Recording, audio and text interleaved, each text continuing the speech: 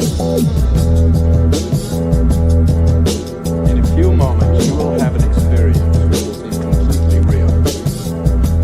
It will be the result of your subconscious fears transformed to your conscious awareness. You have 5 seconds to terminate this tape. 5, 4, 3, 2, 1.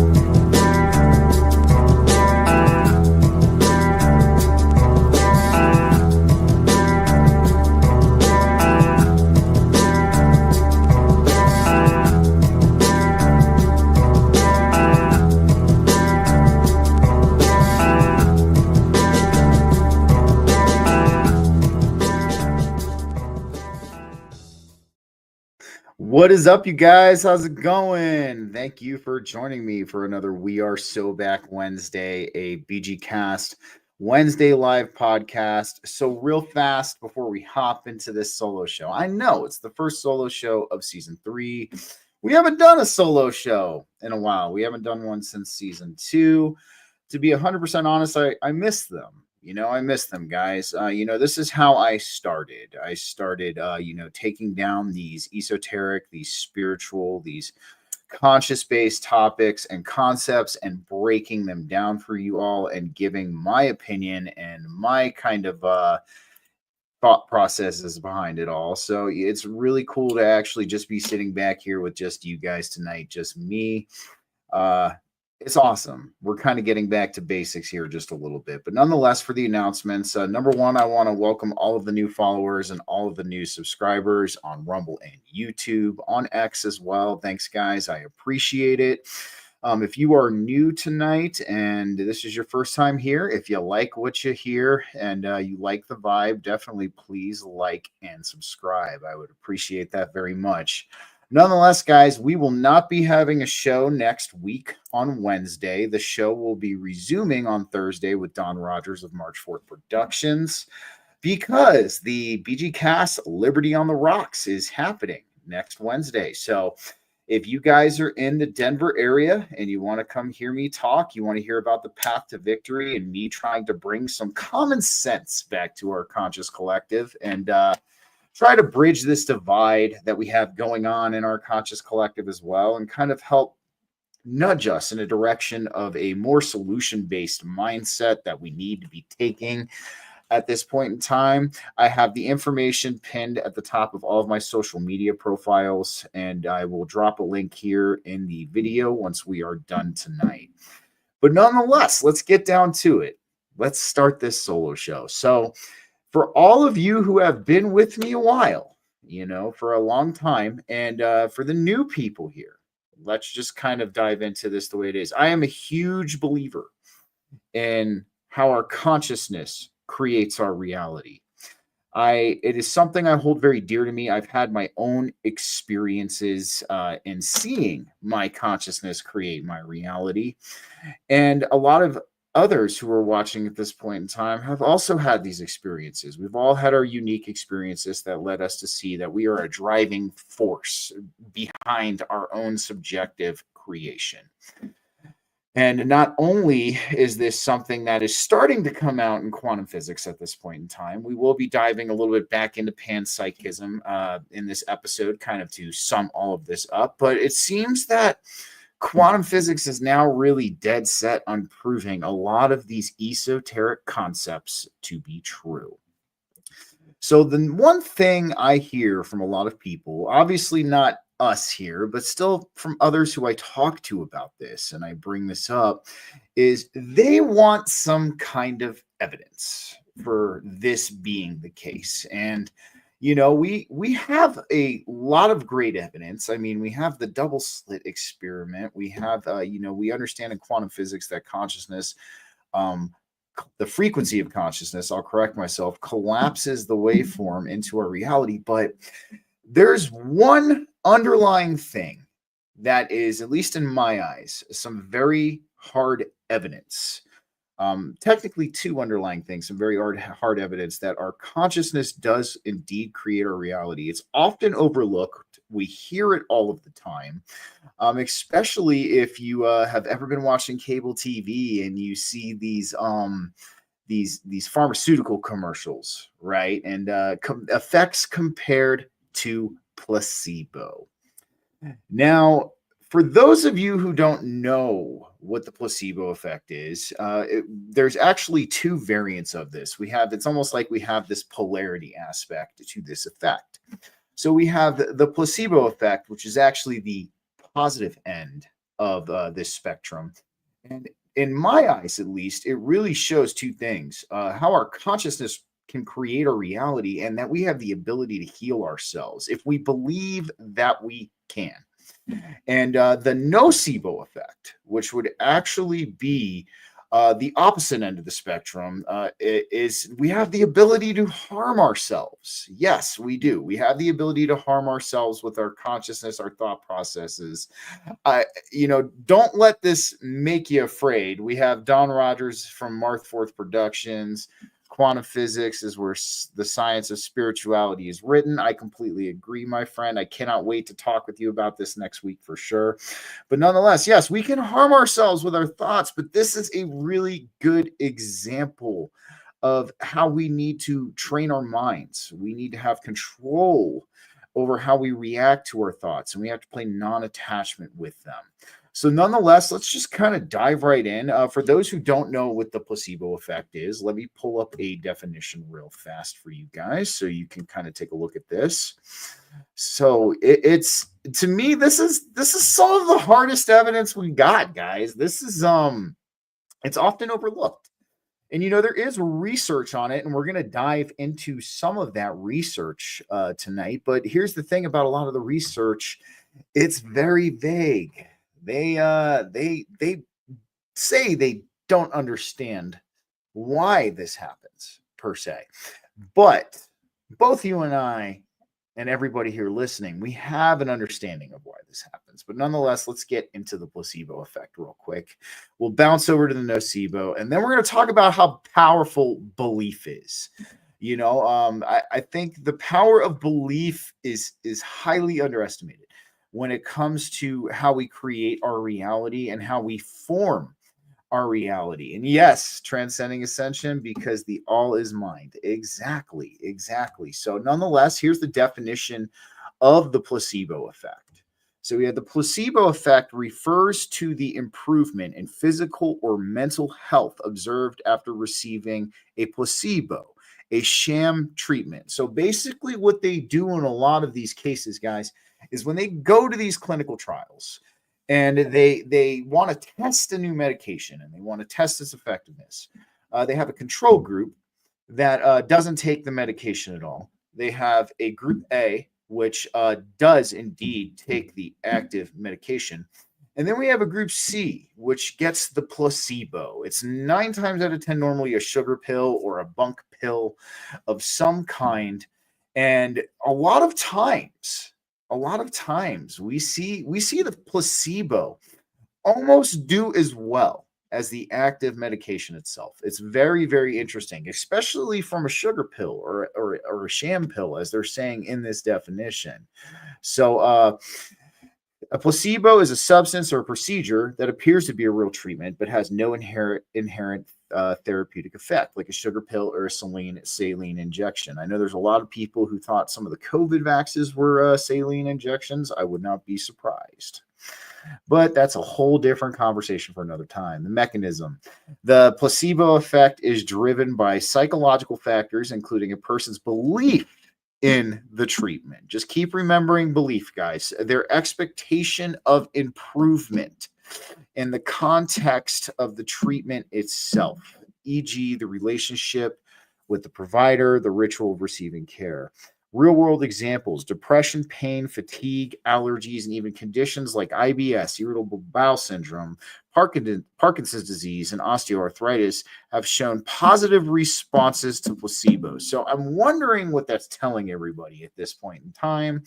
I think even though we're only about 10 minutes into this show, it's painting a pretty clear picture of, what illnesses really are when it comes down to it. So it's very interesting to me, guys. We have this hard evidence that we can heal ourselves with our beliefs yet nobody's talking about it. Like I said, it's one of the most overlooked things when it comes to the understanding of how our consciousness creates our reality and how we can heal ourselves.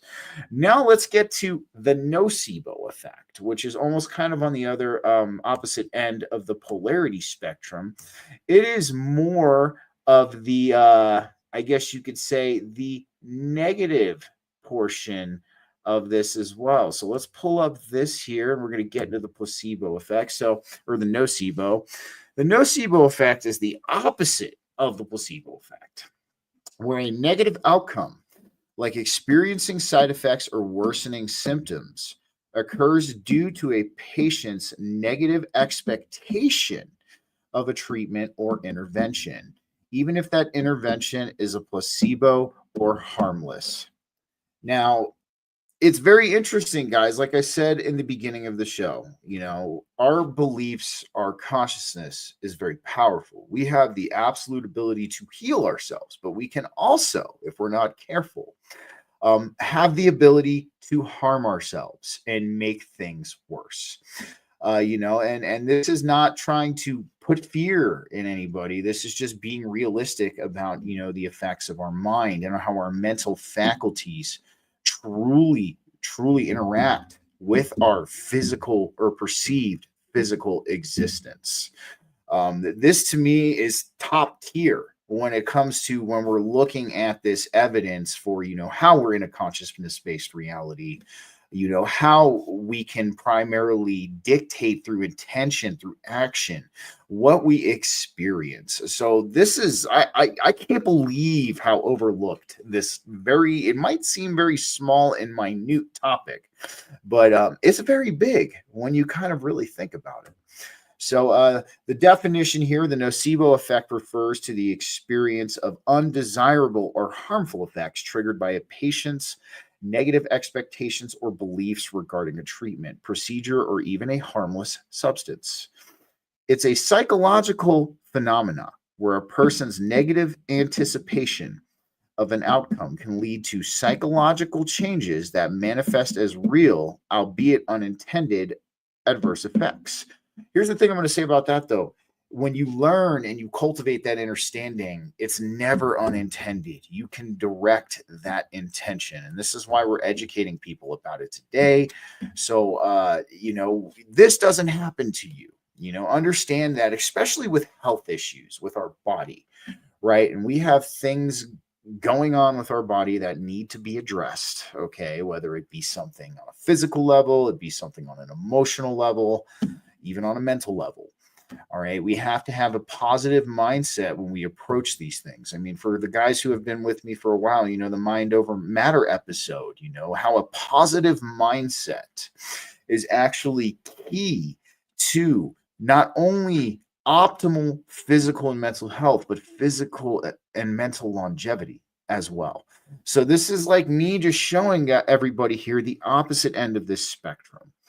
Okay, that's what we're looking at. This can indeed happen. You can stop it from happening, though. And we're going to talk about how this can happen to you. So we have a comment from Don over here. I have experienced nocebo effect. I was put on antidepressants, but I didn't want to do it. I did it because I was being dragged through the mud via family court. Not only did the meds not work, I can imagine, man. Especially with a lot of antidepressants now, the SSRIs and the tricyclics and all of those, they're not the best things to be taken. Oh, Spinja. All righty, cool, awesome. Spinja. No, I totally get it, Spinja. It's the stuff's bad, and especially you being in that bad mental state at that time. And going through what you were going through, I'm sure that did not help help the situation either at all. So, but nonetheless, man, dang, yeah, a lot of people even in the audience have experienced this as well. So, the examples: a patient anticipates a medication will cause nausea, and they subsequently experience it, even when the medication is a sugar pill. Patients who are told about possible side effects of a medication and then experience those side effects, even though the medication has no active ingredients. Now, what's really interesting here, While the placebo effect involves positive expectations leading to a perceived improvement in health, the nocebo effect involves negative expectations leading to a perceived worsening of symptoms or side effects. And the underlying factors for a lot of this as well, we have previous negative experiences, healthcare beliefs and expectations, information received from healthcare professionals or other sources, social influences, or observations of others' reactions. Nonetheless, everybody here knows how I feel about the healthcare system. I have been, and Spinch's doctor had to find alternatives. I'm glad you're okay right now, Spinjo, for real, and I mean that. I'm glad everything is turning out good. And but nonetheless, as I was saying, guys, like you know how I feel about this healthcare system. I am very vocal about it, and I am not ashamed of saying it here again tonight. This healthcare system is bad news, especially here in the States. Now, don't get me wrong. I'm not saying if you're having a heart attack or you severed your leg off or, you potentially got shot in the torso. Yes, go get emergency medicine, save your life. The emergency medicine aspect of the healthcare system, at least in my eyes at this point, is the only good aspect we have about it.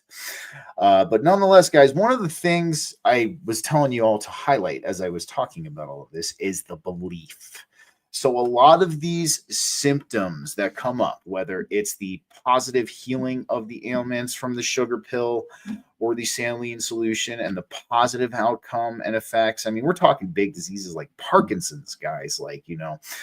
For those of you who don't know about Parkinson's, once you're diagnosed, that's it. You know what I mean? The fact that there can be some kind of reversal of effects through belief in something working, I think is pretty monumental and a testament and kind of tells us what illness truly is. But the one thing I want to highlight is belief. Belief. Yes, belief. There's all this belief that's involved when it comes to the placebo and the nocebo effects. So why is belief so powerful? I know we've asked ourselves this quite a few times, but I have an explanation as to why belief is so powerful. So let's take a look at a couple of things real quick. And our beliefs shape our reality. It's amazing, because like I've always said, guys, we're kind of our own subjective focal points. We're having our own unique experience. So the beliefs that we hold in our conscious mind are ultimately shaping this unique experience that we're having. So here's the first little tidbit I'm going to share with everybody. Why is belief so powerful? Beliefs are powerful because they act as fundamental guiding principles, shaping our thoughts, influencing our actions, and ultimately determining our experiences and perceptions of the world. The foundation of thoughts and actions, beliefs serve as filters through which we interpret the world, both internally and externally. Our thoughts and actions are often rooted in our deeply held beliefs. These beliefs act as internal commands, directing how we perceive and respond to situations. So we have influence on behavior and outcomes too. Beliefs can positively or negatively impact actions, policies, and practices, both in our personal lives and on a larger scale. Belief in oneself or one's abilities can fuel motivation and drive individuals to pursue their goals. Conversely, negative beliefs can lead to self-sabotage or limit opportunities. So this is why belief is so powerful, guys. It truly is, because we create the foundation of our reality based on our belief. Now, one thing I will say is, at least in my opinion at this point in time, a lot of us have gravitated from belief into knowing. This is kind of a tricky thing to explain. This, if you are on your spiritual evolution, you understand what I'm talking about. Comes a point in time where you experience enough and you've done enough of your healing and you've done enough of the work that these beliefs ultimately become a sense of knowing. And that's the best way I can honestly describe it right now, because it's a unique experience for everybody. It's different for everybody. What I consider to be my knowing might not be yours, but there can be that traveling point or where that traverses, these beliefs traverse into knowing. So I'm just getting that out of the way for all my diehard spiritual friends. I am the exact same way. That's why I had to say it. So nonetheless, let's bring up another kind of definition of belief here, another explanation of belief. And then I have an article we're going to shortly dive into.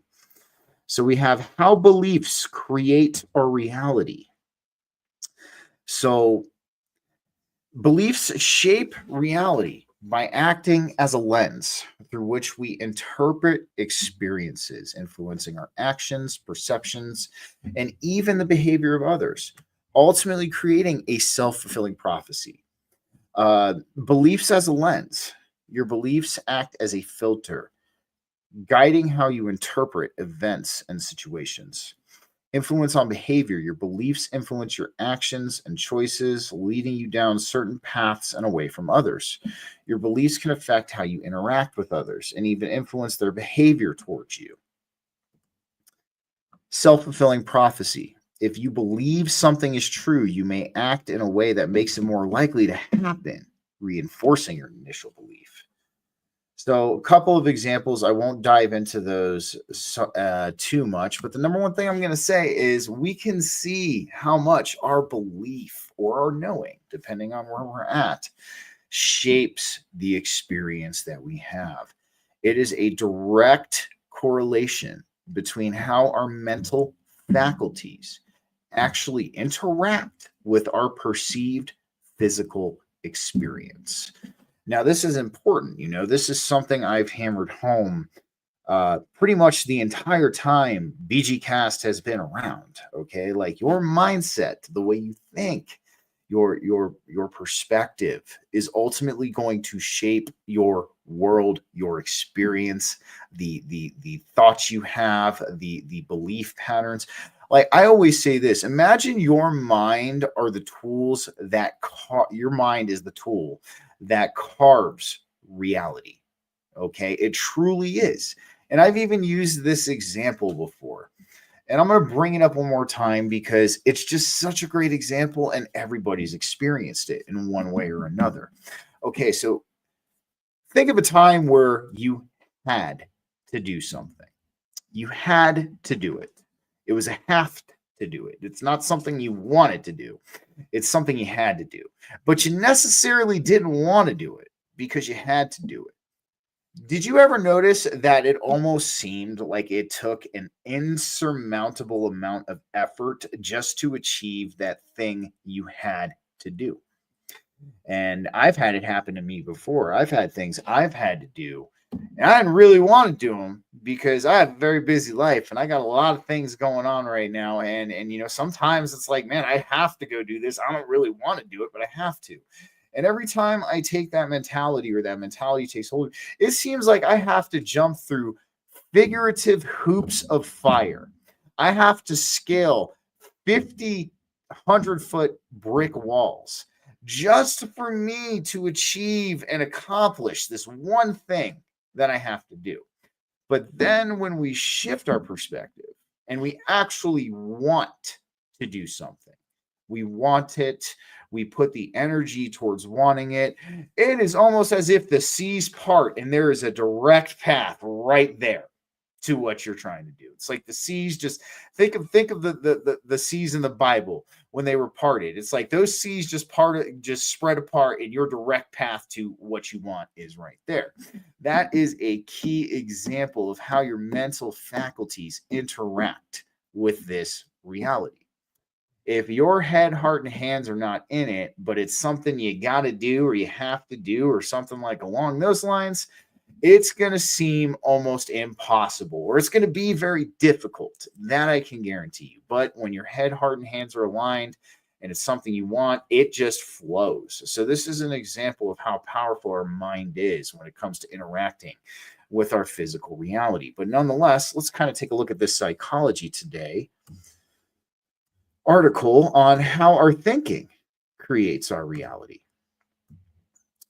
And it most certainly does. So we have how your thinking creates reality. There are a lot of people who are offended by the idea that we create our own reality. They see it as a version of blaming the victim. I know all of you out there got a tiny little laugh at that because it's the victim mentality. It's like, I'm creating my own reality. Why is all this fucked up shit happening to me? Like, why is it so chaotic? I'm like, have you looked inside yourself lately? Have you taken a look inside your mind and your heart and seeing everything that's going on? That's probably why it's so chaotic. But nonetheless, I just thought that was funny. Nobody asked for bad things to happen to them. I couldn't agree more. But as somebody who has been helping people change their thinking and behavior using cognitive therapy for over 15 years, I can also say I couldn't agree more with the idea that we do indeed create much of our reality. Denying this denies your power. All right, everybody listening. Denying this denies your power. We don't deny power on BG Cast. We take it back. I know. I figured you guys, I figured somebody would find that funny. I know. To me, it's hilarious. It's like, we're blaming the victim here. I'm the victim to all of this shit. I'm like, you're the victim to your choices, your thoughts. I mean, there's an endless list, but you're not the victim. You're the cause of it. But nonetheless, I know. It's pretty funny the way they worded it. But again, here on BG Cast, we don't deny our power. We take it back. So denying that you create your reality from a standpoint of any sense is denying your power. So guys, let's not deny that. Let's take it all back. We want our power back. So let's acknowledge this and move forward.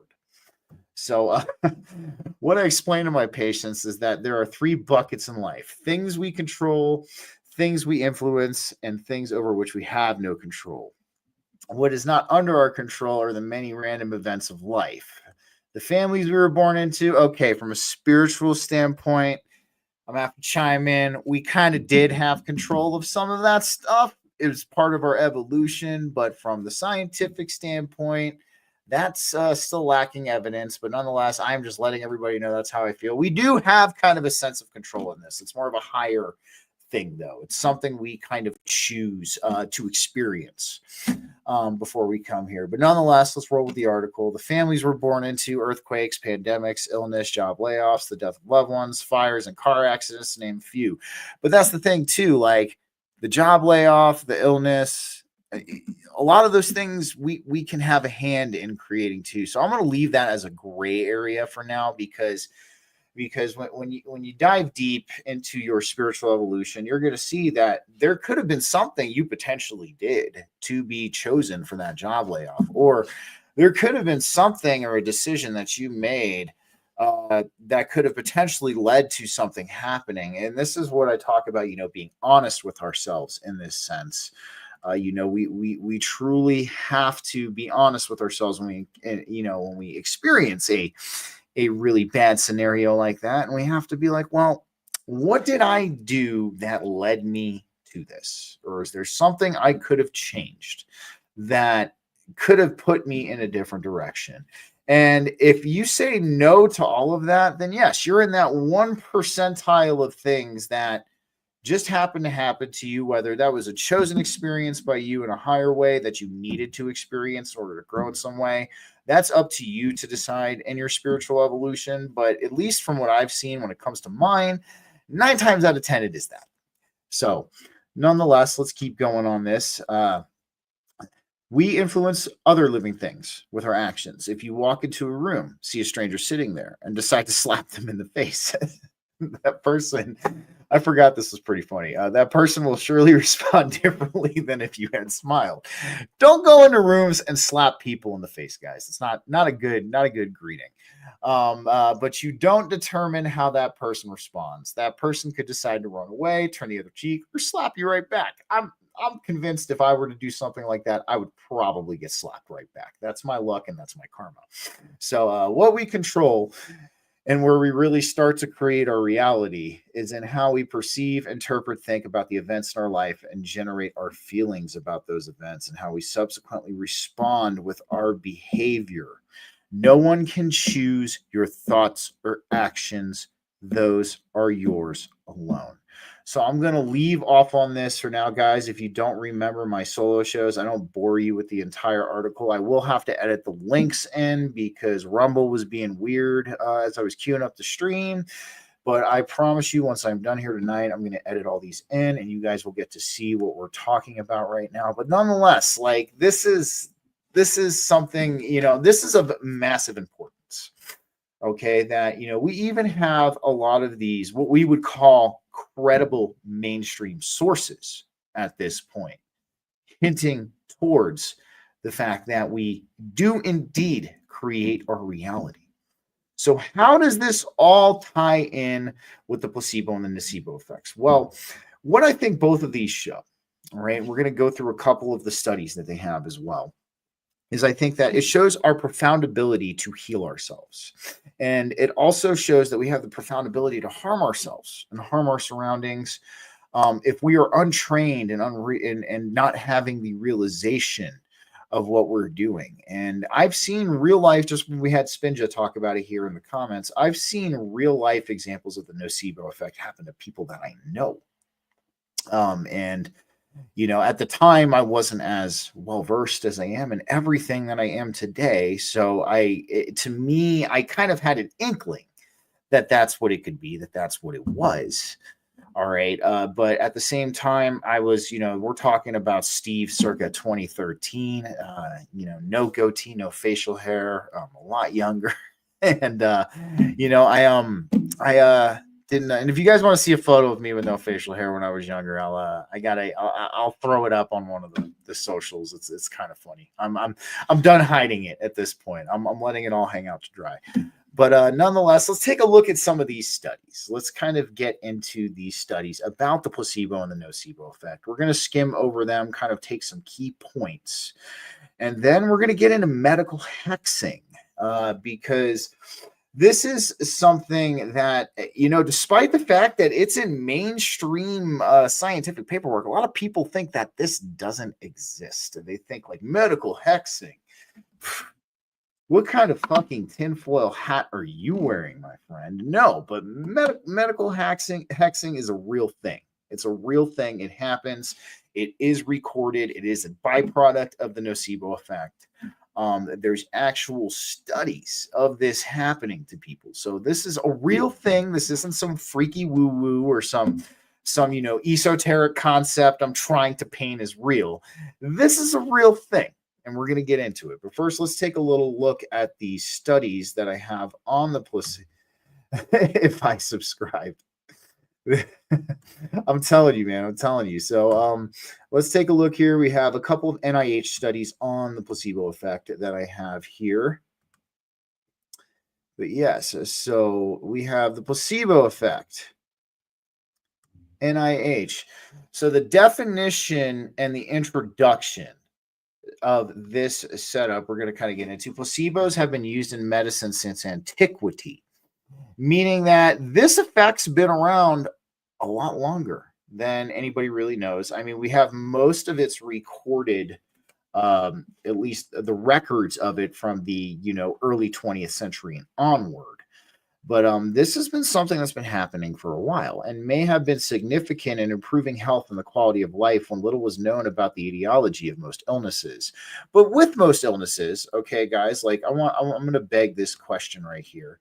And I'm going to ask all of you, what do you think most illnesses are at this point if we can see a placebo can have positive effects in healing something like Parkinson's? I mean, what do you think illnesses are at this point? I'm asking that question to you all. I have my theory. I have my idea on what illnesses are. But I mean, if we can see that a placebo can start reversing and like healing, Spin just said, if I subscribed to medical hexing, cancer should have got me by now with my family history. I'm glad you did not subscribe, my friend. That is the way. Take your power back. Don't deny it. And yep, so your own mind virus, even if someone else sent it from Transcending Ascension. Yes, this is what illness, we're starting to see that illnesses are kind of we can bring them upon ourselves, or someone else can send it, just as Transcending Ascension was saying. So, nonetheless, we dive in and may have had most outcomes were likely due to a placebo effect since the available treatments were unproven. Now, look at this. Most outcomes were likely due to a placebo effect since the available treatments were unproven or have since been proven invalid. For example, snake oil. And I'm having a good time with you guys tonight. This is actually kind of making me laugh because some of the stuff that's coming up in these articles is pretty funny. Snake oil and bloodletting was a common practice in the past. However, those who responded positively to those treatments likely did so because of the placebo effect. The emergence of placebo-controlled clinical trials in the 1940s reintroduced the placebo effect to the modern day. The classic article, The Powerful Placebo by Henry Beecher, highlighted the placebo effect and emphasized a need to account for it to evaluate the efficacy of a treatment modality properly. Both research and clinical settings utilize the placebo effect. So I want you guys to pay attention to the fact that most outcomes were likely due to a placebo effect when it comes to healing in a lot of these early, trials for certain medicines and things like that. Most outcomes were likely, all the healing was because of a placebo effect. Like, just listen, you have NIH saying this to you. This is, as much as I have beef with NIH on certain things, like, don't get me wrong, but to all of you out there who might just be tuning in, or this might be your first episode, you have a scientific institution telling you that most likely a lot of these cases of healings or a disease getting better through these clinical trials were due to placebos. Let that sink in. All right. So nonetheless, all right. It's just so crazy to me. The placebo effect is a fascinating phenomenon that occurs when a sham medical intervention causes improvement in a patient's condition because of the factors associated with the patient's perception of the intervention. Like, this is what I'm saying, guys. It's doing the talking for me at this point. I absolutely love it, although I enjoy talking to you guys too, don't get me wrong, but this is all doing the talking for me at this point. Examples of placebo interventions include sugar pills, saline injections, and therapeutic rituals. I want to know what kind of therapeutic rituals are going on. I definitely might want to partake in some of these therapeutic rituals. It's been a while. I've been working on cultivating my own DMT for so long, and it'd be interesting to go back in through the exogenous way. Placebo pills have even been commercially available in pharmacies in the past, although medical ethics prohibits their use now. I wonder why. I don't think medical ethics is prohibiting their use. I think the pharmaceutical industry is prohibiting their use. I don't think medical ethics has anything to do with it. I think the big pharma is like, no, you're giving them our medication. We're not letting them on to the fact that they can heal themselves. We don't want that. That takes away all of our money. So now we have most illness is either man-made or psychosomatic. Absolutely. We're going to get into what psychosomatic is a little bit later in this episode. Yes, no, definitely. I agree with you 100% there. And I know some people might not want to hear that, but guys, the article is doing the talking for me. I don't need to back any of this up. It's already happening. So, nonetheless, placebo, I'd still think, man, it's not ethics. It's the pharmaceutical industry. I don't want to hear nothing about ethics. Placebo effects are not limited to inert interventions. Proven effective treatments can also generate a placebo effect. Traditionally, the placebo effect was considered a nuisance variable to be controlled for. However, in light of some remarkable research demonstrating its potential to modulate treatment outcomes in recent decades, there has been an increased interest in studying this phenomenon. Now, as far as why the placebo effect happens, mechanisms of the placebo effect, despite dramatic advances in scientific knowledge surrounding the placebo effect, efforts to categorize this phenomena are in their primitive stages. Yes, this has been going on for how long? And the lack of, they have research on what it is and what it does, but where it comes from and the nature of it, they don't exactly have an answer, but I think I might. That's just my opinion, though. The complex nature of mind-body interactions, supplemented by the negative connotations associated with placebo effects in the past, has hampered understanding of this phenomenon. However, researchers are beginning to unravel the neurobiological basis of placebo effects. Classical conditioning and expectancy are two hypothesized psychological mechanisms that mediate the placebo effect. But if that's the case, this just is proving that we can heal ourselves. I mean, if we're getting into layman's terms here, classical conditioning and expectancy, two things that are belief oriented, are two hypothesized psychological mechanisms that mediate the placebo effect. So it's guys, it's all in front of us at this point in time. Like I said, before I started the show, this has got to be some of the hardest evidence, the hardest recorded evidence that there is, that our mental faculties and our consciousness interact with our reality. So, I mean, this is, I don't think I can explain it any better than what's going on right now. All right. Nonetheless, we're going to hop out of that one. Again, I don't want to go through it all. I don't want to bore you guys, but these articles are kind of doing the talking for me when it comes to this. I mean, the proof is in the pudding, as they say. But nonetheless, let's kind of hop a little bit into the nocebo effect. You know, we have a study on the placebo effect. Let's hop into the nocebo effect. And then we're going to get into medical hexing and what psychosomatic is, and how we could very well potentially be the cause of a lot of our own illnesses or pains or ailments that we experience. So, guys, like I said, I don't know why this stuff is so overlooked. I mean, this right here, to me is interesting to me. So it's like, and there's the fascinating mechanisms and implications of the placebo effect, which I will put in the link of the video. But now we have the nocebo effect and its relevance for clinical praxis. So, you know, like we were saying, the placebo is the positive aspect of this all. It's basically it's the positive end of this, and then we have the nocebo, which almost makes us sicker. We believe that this treatment is not going to work, or it's going to make it worse.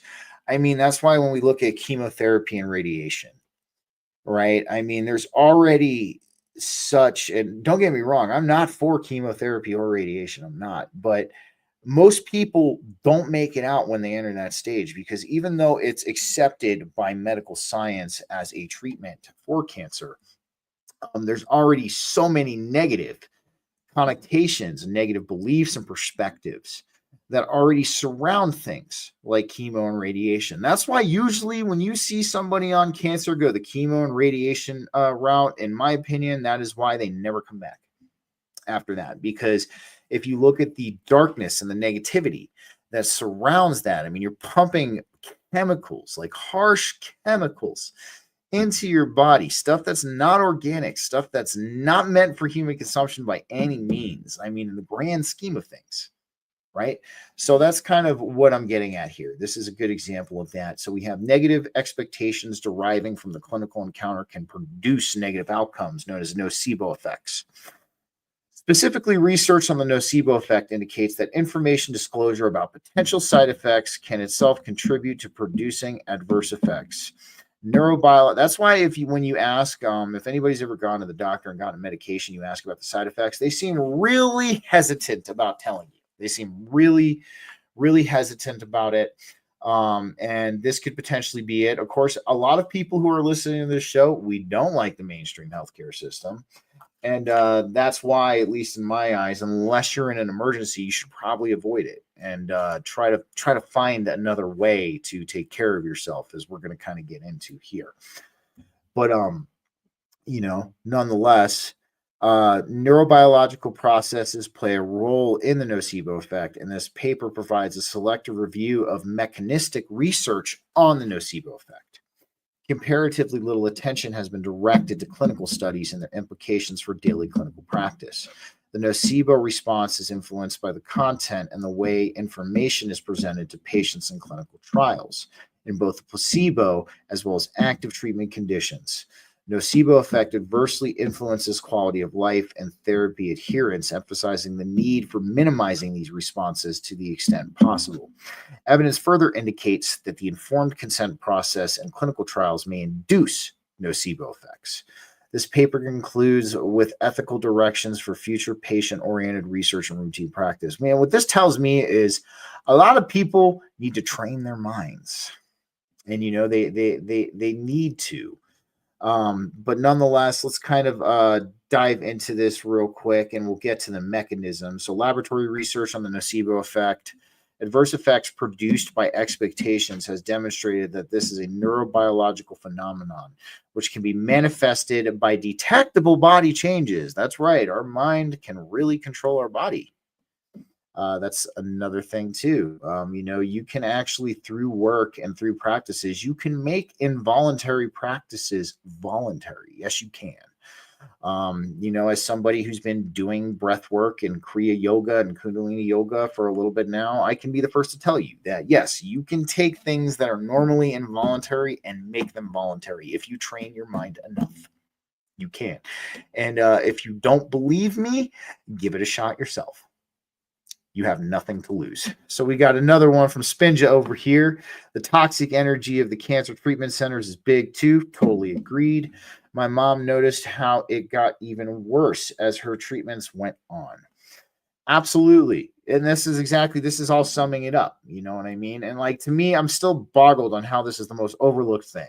When we're talking about, our consciousness creating our reality, these are two things that just seem to slip under the radar. It's so strange how it does that, but I'm bringing them to light tonight because, like I said, this is hard evidence, guys. This is hard evidence that something kooky is going on here. So, nonetheless, it's laboratory, like I said, and cause adverse health-related consequences. In placebo-controlled clinical trials, patients receiving a placebo often report side effects that are similar to those experienced by patients receiving study treatment and may be attributable to the mere communication of potential adverse effects in the informed consent process. Nocebo effects do not merely encompass negative responses to inert interventions, as in placebo-controlled trials and laboratory experiments. These effects can also be produced in a clinical practice by negative expectations relating to disclosures of the possible side effects from prescribed treatments. For example, informing a patient that a prescribed drug may cause a side effect itself produce the same side effect independent of the pharmacological properties of the drug. In this article, the term side effect is used to describe all signs and symptoms that are not the primary target of intervention. So, let's see if we got something on the mechanism side here. Yep, mechanistic research. Most studies on the nocebo effect come from the field of pain processing in healthy subjects due to the ease of delivering controlled painful stimuli and the availability of sophisticated techniques of brain imaging. The basic psychological mechanisms underlining the formation of negative expectations and thus nocebo responses are anticipation of and information about negative outcomes. There we go with the belief again.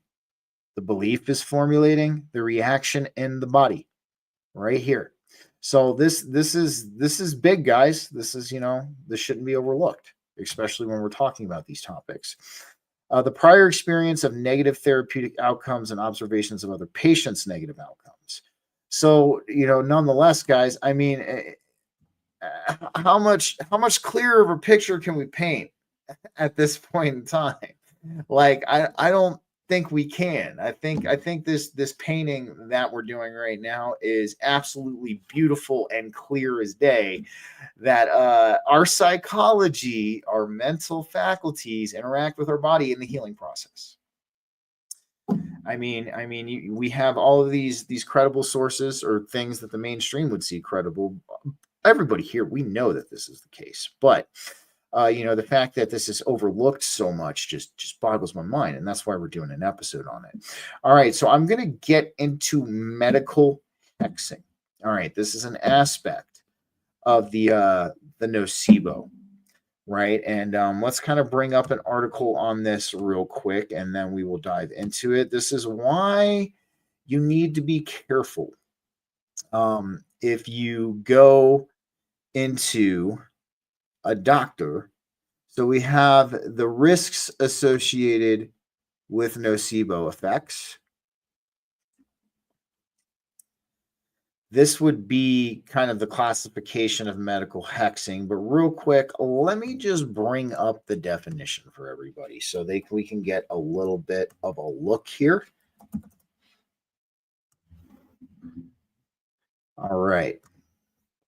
So we have medical hexing, right?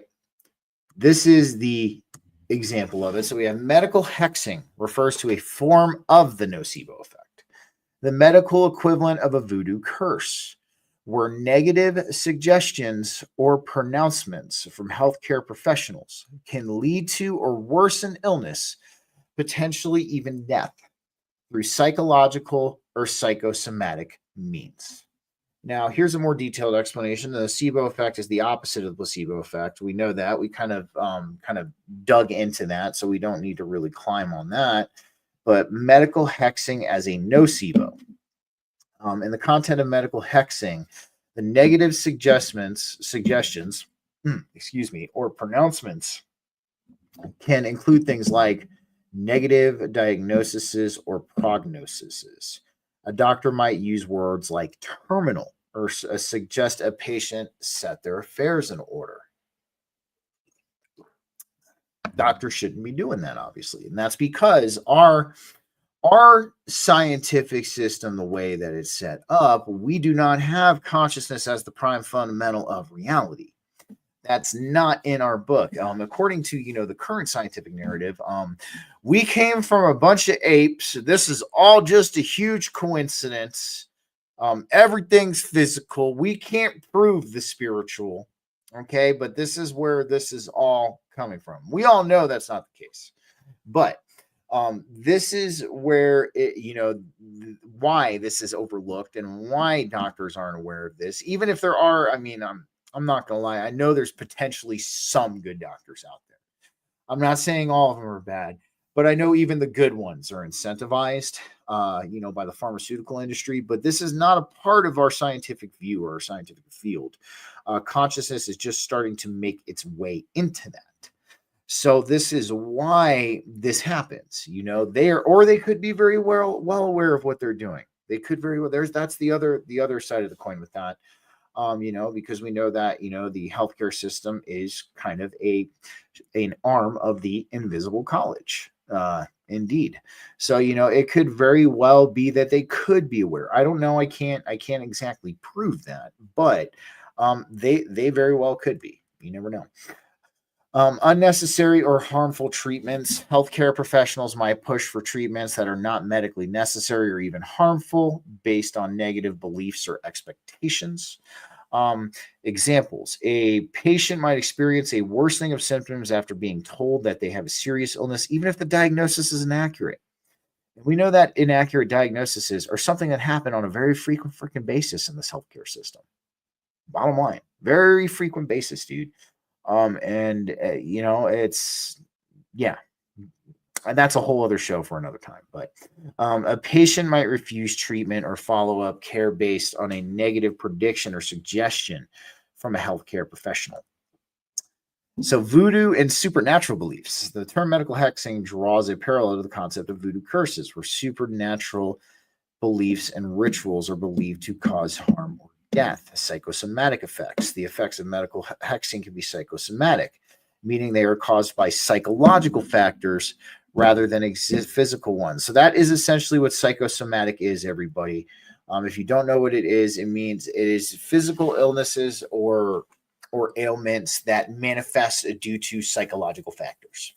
That is, but then again, look at it. Just look at it. Exactly. There's no money in a healthy patient. Exactly. But just look at it, guys. Like I said, Kyle and Cody, I hope you're watching tonight. I really, really am, because you two are the ones that want to see the proof. You want to see the evidence. You want to see it all.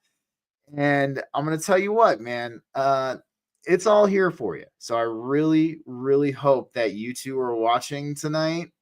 It would be very special to me to know that you're watching this exact episode tonight, because I've basically done all the research for you. So much love, you guys. I hope you're in. But nonetheless, like I'm saying, the effects of medical hexing can be psychosomatic, meaning they are caused by psychological factors rather than physical ones. So, ethical concerns. Some medical professionals, such as Andrew Will, have called medical hexing unconscionable due to the potential harm it can cause. All right, I'm not going to dive into this deeper, but nonetheless, guys, it's a thing. This would not be, look, medical hexing, prostate cancer. This is not, have you been medically hexed? Break the spell and take back your power. So like I said, this is something that is real. I'll include this link, as a little extra too, so you guys can take a look at this too. I didn't get a chance to really dive into this. But nonetheless, guys, this is, like I said, this all did the talking for me. This all did the talking for me. Why is this though? Like, so we're gonna bring this up one last time. I know a lot of you who've been with me a while are like, Steve, we know you love panpsychism. We know you think it's cool. And I do. I think it's cool. I think it's cool for the fact that, yes, like I said, it seems like quantum physics is dead set on proving a lot of these esoteric concepts to be true. They are dead set on it. It seems like it's almost like they're teetering on the fence. They're like, this really sounds a lot like Hermeticism, but we can't say that it's Hermeticism. We can't do that. But nonetheless, I'm going to bring up these two articles really fast, and then we will sum it up for tonight. But again. So let's bring this up here. So we have the Scientific American article on Is Consciousness Part of the Fabric of the Universe? I have talked about this before. I will have it in the links of the description. But nonetheless, guys, if this is in Scientific American and we're talking about this now, this is a positive thing. All right. And then there's even another one that Scientific American has that I find really interesting. So you see the date of this article is, September of 2023. Right. So this is recent. This is now all starting to kind of come back out. And then we have another one that I actually found too, which I'm going to leave you guys to dwell on this because I know you know the answer and I know the answer, or at least, we have that understanding. Does consciousness pervade the universe? Now, that's a very interesting thing. I'm going to go ahead and say a hard yes on that. I'm going to say I got a hard yes on that. But if I will leave the article, and this actually came out in January of 2020. So I'm going to let you guys ponder that question, and I will leave the article and the links down below. But nonetheless, guys, let's sum it all up for tonight. I think we've painted, like I said, I think we painted a real clear picture that we have medical science, or the hard science, as some people like to say. I fucking hate that term. There's no such thing as being hard science. Okay. That's you saying that you want to keep your mind closed to a narrative. But, science is meant to be questioned. It's meant to be expanded upon. All right. The definition of the scientific method, according to Webster's dictionary, is a sophisticated method of learning about our world through observation, measurements, collecting data, experimentation. It's meant to be questioned. It's meant to be expanded upon. It's maybe even meant to be redone in some kind of ways to kind of take into account, this other phenomena that we experience that's outside of the five senses. So I'm going to say this. Yes, this is a clear picture that we have the ability to heal ourselves. And then we also have the ability to harm ourselves if we're not careful and we're not understanding of the power that our mind and our consciousness has over our perceived physical experience. Thank you so much, Don. I appreciate that. Don and Smedge, thank you guys. I can't paint a more clear picture at this point. I think, for everybody who's still in doubt, I don't think I can. I think, I did all of the research for you. I showed you the scientific studies. Okay. I don't think we can paint a more clearer picture at this point. We have the ability to heal ourselves. Most of our illnesses, if not all, can be because of us and our thought patterns and how our actions, how we think, how we perceive the world.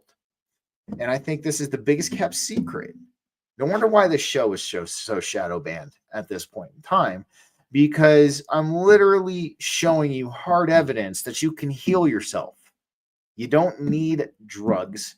You don't need the pharmaceutical industry. You don't need the medical industrial complex.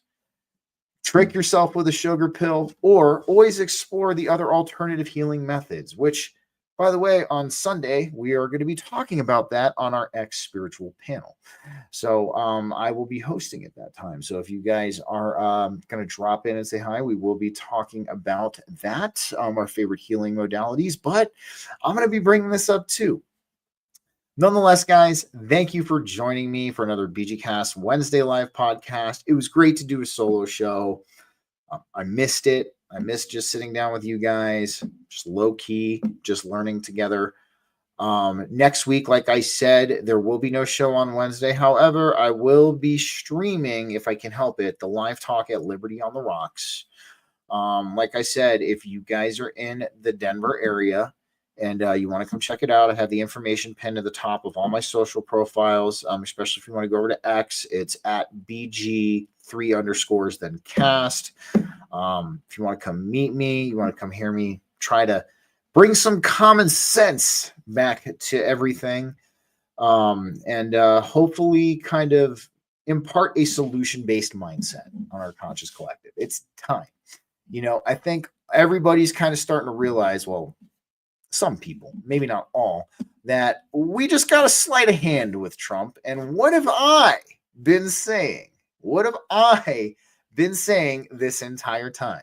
Why have I not hopped on the Trump train, fucking started cracking open a beer, Stone Cold Steve Austin style, slamming them together? Woo! Golden age! Golden age! I got a little excited there, but nonetheless, why did I not do that? Well, we are starting to see full throttle as to why I did not do that. And my biggest question to everybody out there, is we have to stop falling for this dangling carrot. We have to. All right. It's like they take a carrot on a freaking string. Let me see if I can kind of mimic this real quick. Hold on. Let me see if I can kind of fix this. It's like they take the carrot on the string. They're like, oh, the Epstein papers. Oh, the carrot, we'll release them if you vote for us. Yeah. If you get us in office, we'll release the MLK papers too. Yeah. You see this carrot? Yep. That's what I'm talking about. Yeah. When are we going to stop falling for that, guys? that's kind of where I'm at this point, man. When are we going to stop falling for it? All right. I'm going to be bringing that up in the talk. We can't keep forgetting how mainstream politicians work. We can't keep forgetting it. But it seems like clockwork. A lot of people in the conscious collective and the liberty community around election season seem to have their mind wiped, and they completely forget that we're dealing with mainstream politicians, and they seem to fall back into it. So, we have to stop this vicious cycle. But I won't keep you any longer. So remember, no show Wednesday next week. We got Liberty on the Rocks talk. I will be live streaming if I can help it. If not, it will be uploaded the very next day. And then we got on Thursday, Don Rogers from March 4th Productions After Dark. It'll be BG Cast After Dark Volume 3.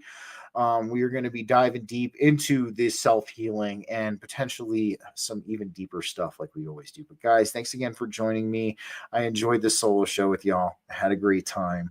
Have a good night. I'll catch y'all next Thursday. Take care, everybody.